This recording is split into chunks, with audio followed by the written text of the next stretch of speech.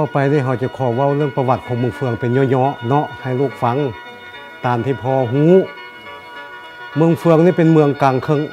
ของ4ตัวเมืองทางตะวันออกติดเมืองตะวันออกนี่ติดกับเมืองหินเหิบทางใต้ติดกับเมืองมื่นมีไซเมืองสระขามต่อน้ำของทางเหนือติดกับเมืองวังเวียงตะวันตกติดกับเมืองแมดกาสีเมืองเฟืองเป็นเมืองที่ว่ามีป่าตึบดงหนาเมืองเฟืองเป็นพื้นฐานเพราะมีผ้าหลายในแข่งจันทร์มีผ้าอยู่ซาวซี่ผ้า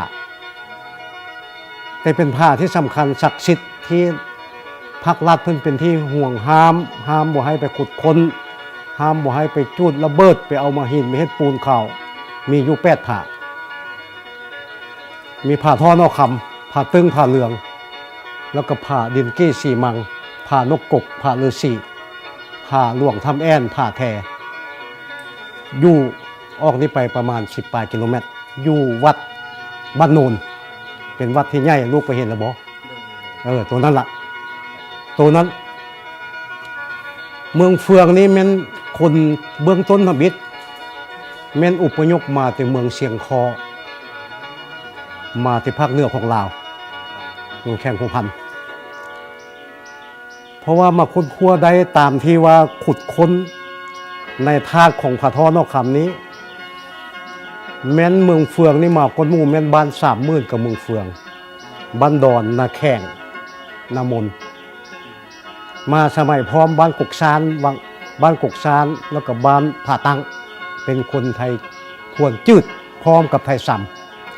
ำนี่มาตามหลังแต่ไทยพวนนี่มาก่อนมาปี 1236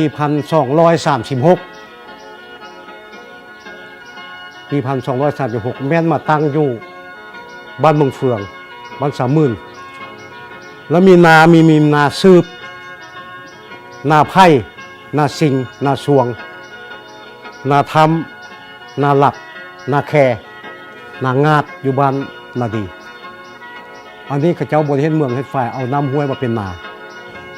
วันนี้เว้าเรื่องประวัติของผาท่อนอกคำต่อหลังจากคนมาอยู่นี่แล้ว 1236 แม่นคนมาอยู่จนกว่าฮอดปี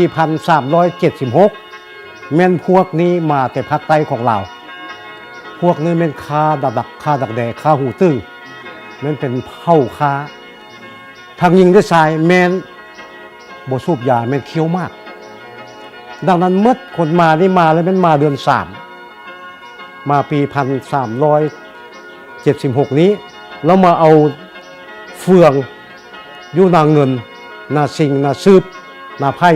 มาเฮ็ดตูบได้ 30,000 ตูบคนมันต้องหลายมาเฮ็ดตูบอยู่นี่แต่ว่ามาบัดนี้มาแล้วมันขึ้นบ่แม่นติดท่อลงมันขึ้นมาตามสายน้ำของแล้วขึ้นมาต่อชะน้ำงึมแล้วมาขึ้นน้ำลีกแล้วขึ้นมาหาน้ำตกนี้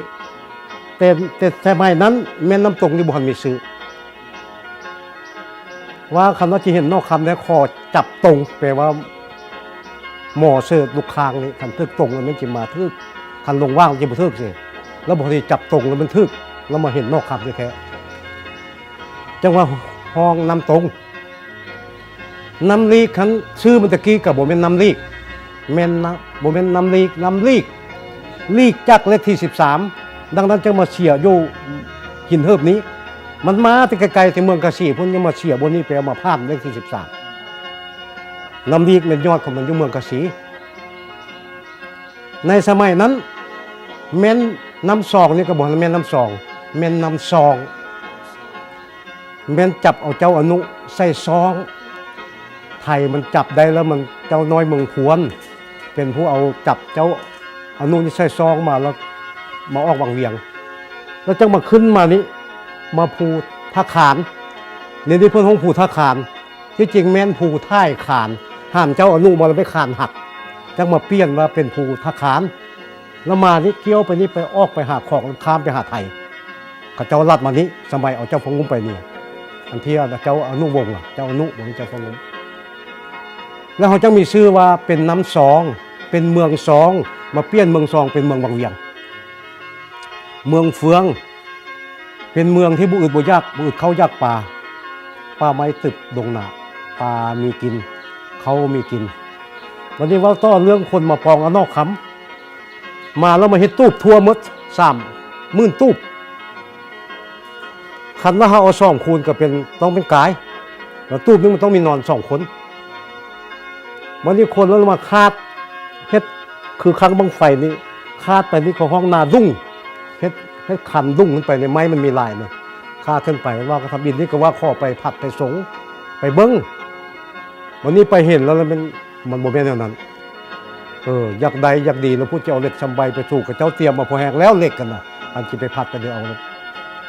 แสดงว่ามาคิดเฉลียวแล้วมันคนนั้นเป็นวินหรือว่าคนที่ว่าบ่ได้ขาดน้ำแล้วว่าเป็นตัวงูตัวเดินแล้วฟันขั้นใดแล้วตกลงมาแล้วตายกองจงมาทัวเมื่อเจ้าห้องน่ะทัวนี้มานี้บรรท้านี่เป็นรอท้าเอาคำนี้บันดอนแล้วยุพุ้นแล้วตายหมดทัวเมื่อแล้วเดี๋ยวนี้เขาเจ้าคนก็จะเป็นตายประมาณครึ่งนึงหรือว่า2 ส่วนตายแล้วก็มาขุดขุ่มคือน้ำซางนี้ห้องลังทาดอย่างนี้อยู่แปะนี้บางซ้ายมือนี่ลื่นทัวนี้เราคนนั้นลงสุขุมนั้นเหมือนเรามาคดเอาปูนอยู่ในเตามากเพราะชนชาตินี้มันเคี้ยวมากแล้วมาก่อทานงอมจากห้องลังทาทัศมือเดี๋ยวนี้มันเกลื่อนแล้วมีเป็นหอย